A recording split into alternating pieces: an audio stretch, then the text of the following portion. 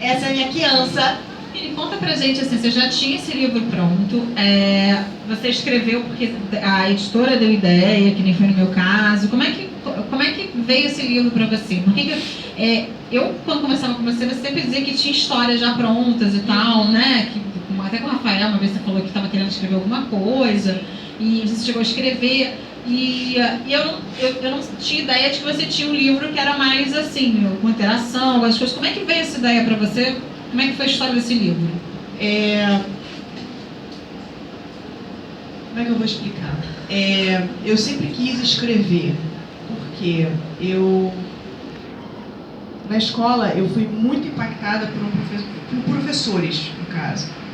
E eu tive um professor de literatura que ele literalmente me ensinou a ler um livro direito, sabe? Não só ler uma história, não só a próxima, sabe? E buscar o que aquele livro queria dizer, e não só o livro, mas conectar o que tinha ali com a minha vida, com outras obras, com contextos históricos, pensar fora da caixa, por meio da literatura.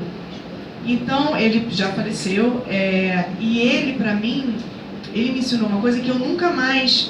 eu não funciono sem isso. Tudo que eu vejo, tudo que eu sou fã de muita coisa, fã de seriados, de músicas, de filmes, de livros, mas eu sou fã de conexão. Então eu sempre conecto tudo e eu sempre vou muito... eu faço essas conexões muito rapidamente. Então, um exemplo, tá? Se todo mundo viu Moulin Rouge, né? Moulin Rouge se passa em 3 lugares. No Moulin Rouge, no castelo do Duque e na casa do Christian, né? Que é o Ian McGregor. Se você for botar exatamente no mapinha onde isso acontece, é literalmente um triângulo. E é um triângulo amoroso que conta a história. E esse é o tipo de conexão que durante o filme eu vou fazendo, sabe? Eu funciono assim, é estranho. Enfim, eu adoro, mas tá sempre funcionando, entendeu? Então, eu queria muito... A minha vontade, assim, muito grande era escrever algo que despertasse isso no outro, sabe? Eu não queria, se fosse uma história, se fosse um livro como Eu Sou Fã Agora, que é conteúdo que eu não sei nem explicar se ele é crônico, se ele é didático, se ele é acadêmico, se ele é, sei lá, contemporâneo, vivo. Vou criar ele é vivo. Eu queria criar isso.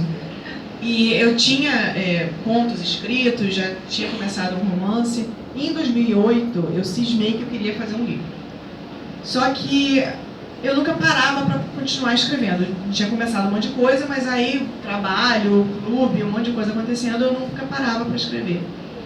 E esse ano passado, eu falei assim, e todo final de ano, quando eles botavam o bendito panetone para vender, eu ficava assim, é mais um ano que passou e eu não publiquei. É sério. Então, me dá uma depressão, sabe? Porque, assim, a gente conquista várias coisas na vida, mas aquilo era aquela farpa no dedo, sabe? E ano passado, eu decidi que ia ser diferente. Eu falei, não, acabou, eu vou publicar. E aí eu tinha escrito várias colunas pro blog da Galera Record. E eu gostei muito de abordar coisas de literatura que eu gosto, por exemplo, como é a Teoria dos Dois Gatinhos, que é super famosa, que eu gosto muito, de uma maneira lúdica, engraçada e solta, sem ser aquela coisa de sala de aula, entendeu? De livro didático, e ao mesmo tempo não cheia de ser tão coloquial que você não entende a mensagem, entendeu? Então, eu gostei de escrever dessa forma e eu pensei, vou escrever sobre isso. E eu estava lendo um livro, eu tinha recebido o livro Uma Página de Cada Vez, que foi o primeiro livro interativo que eu tinha visto. Eu não tinha recebido aquele Destrua esse diário, caramba. O primeiro que eu peguei foi Uma Página de Cada Vez. E as atividades nesse, eu achava que era meio a Manacão da Turma da Mônica, sabe? Tipo, putz, ridículo, né? Que coisa besta, pra que lançar um negócio dele? Mas aí eu fui... Tinha uma página específica que estava assim, escreva aqui todos os seus problemas. Agora vire a página. E aquilo pra mim veio que nem a Gabigorna, sabe? Pô!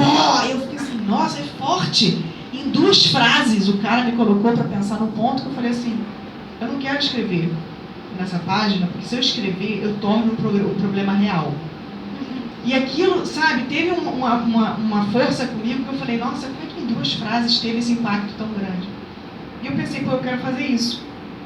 E aí eu criei o projeto do livro,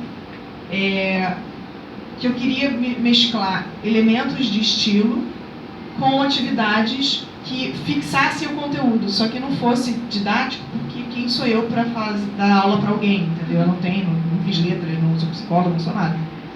E aí eu falei, eu queria fazer isso. E aí eu criei esse projeto, montei tipo uma defesa do livro, o que seria, botei alguns textos tipo um sample, né, um exemplo do que seria o livro. E comecei a ver com os contatos que eu tinha sobre publicar, né? E algumas editoras falaram, nossa, muito legal a ideia, pô, muito bacana, mas eu tô com um schedule fechado até o final do ano, eu não tenho como contratar mais nada. Aí outra editora falou, poxa, não é exatamente a pegada da editora e tal. Eu falei, tranquilo. E eu fui batendo papo com a galera. Aí chegou um ponto que eu cheguei na seguinte e passei pra Diana, porque eu era o contato que eu tinha. E eu falei, olha, eu não sei se você pode passar a pessoa do editorial, ou se você quer me dar algum contato e tal, mas eu tô com essa ideia e eu não sei se vocês curtem, nada. Ela, tranquilo, vou passar. E, ok.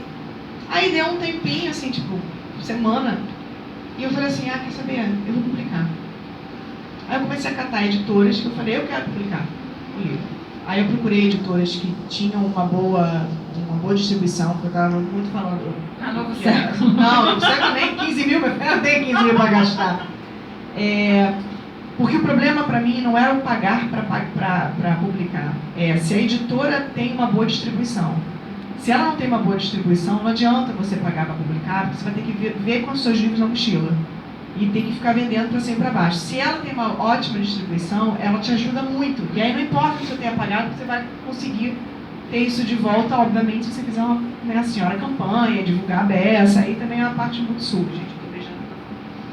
Aí eu falei, cara, na boa, desse ano não passa, eu vou publicar isso, não tem jeito.